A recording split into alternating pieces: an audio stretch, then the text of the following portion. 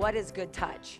I think a lot of people are like, a kid has great touch if they just pass the ball to target, but that's, I mean, not actually true. So if Courtney's tossing me a ball, I mean, I'm getting the ball to target, but I wouldn't say that I have great touch. Okay, so what we talk about at Kiva is touch is based on the speed of the ball as it comes into your shoulders. And I'm gonna break passing down into 3 separate parts. So the first thing I'm gonna talk about is your platform in relation to your shoulders, or what we call hinges. Okay, so the ball, if she tosses me a free ball, the ball doesn't have a lot of pace on it. So hold on one second. I am going to drop my arms. We always drop our arms, okay, slightly. Now, I think another misnomer is everyone says, oh, don't swing. We tell our club athletes, do not swing. Well, if I pass and I don't swing, I mean, that's not good touch either. All right, so I'm not swinging. So I think we just assume that they know that they're gonna swing a little bit. So we tell our kids, yes, we want you to swing, just slightly, but it needs to be based on the pace of the ball. So if her ball doesn't have a lot of energy on it, then I come back slow with the ball, and I come back forward a little bit faster. So follow me here. The ball's slow, I drop back slow, I'm gonna give energy to the ball, so I'm gonna swing faster. Okay, if I go slow, slow, the ball doesn't go anywhere. Are you all sticking with me here? I come back slow with the ball. If I push back slow on the ball doesn't get where I need it to go. All right, so again, I come back slow and I push back fast to get the ball to my target. Now, as the ball picks up pace and she goes and hits the ball harder, or she throws the ball harder at me, I'm coming back faster because the pace on the ball is faster. Now, I will push back slower. Now, I won't push back fast, because then I'm gonna go over my target. Okay, so I'm fast, and then I take a little pace off of the ball. Now, no, we don't like calculate these speeds, and I'm not like every pass that comes to me, I'm like, this ball's traveling 12 miles per hour, and now I've got to push back this.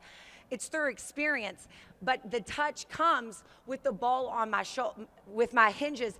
As the ball comes in, I'm feeling how fast this ball is coming and how much I need to push. And all of us that have ever passed, we have that ball that it comes off and it feels so good and it just goes slightly over.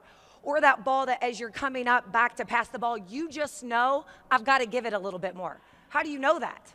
You just know through experience, and that comes through with this. So when we're training our athletes to do this, we break everything down. The first part is just the platform. So we have them do what we call one knee passing. So they're in a good passing posture, they come up with their arms, and they're just focusing on their arms. So I'm slightly farther out. I'm slightly dropping with the ball and coming back. Now again, I know what I'm doing. If your athlete's doing one of these things, they're doing it wrong, and you need to know because the touch is slight. Can you all tell my platform's on this ball way too long?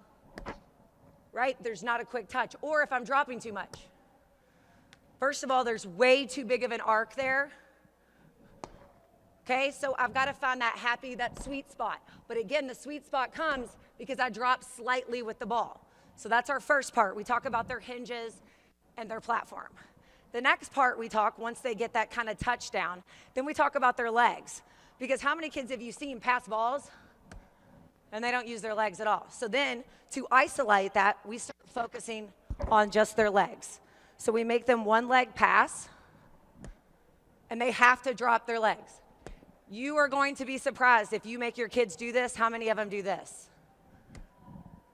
Over and over again. They'll just not use their legs.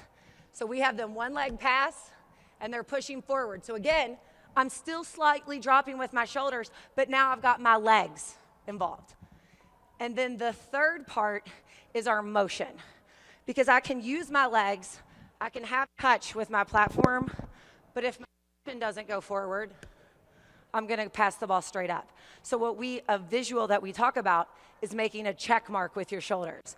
So this is the little part of the check, and then we have the long part of the check.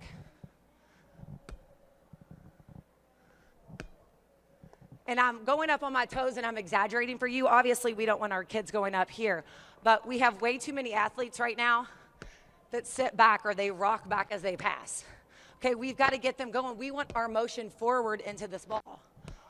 Every pass we have. Now, obviously, we all know there's a number of factors if you're hollowing out or things where you can't have a complete forward motion, but we would like them to think that. So we do a couple drills to do this with our athletes. We do the one knee passing. We do what's called one leg passing. And then we just literally get, like I'm doing right here, and she's tossing to my thighs, and I'm working on this. Now, these are very simple drills. And people are gonna be like, well, that's boring. Did that, done that. It's not about the drill itself. It's about you focusing on the right things and making kids be held accountable for whether they're swinging their arms.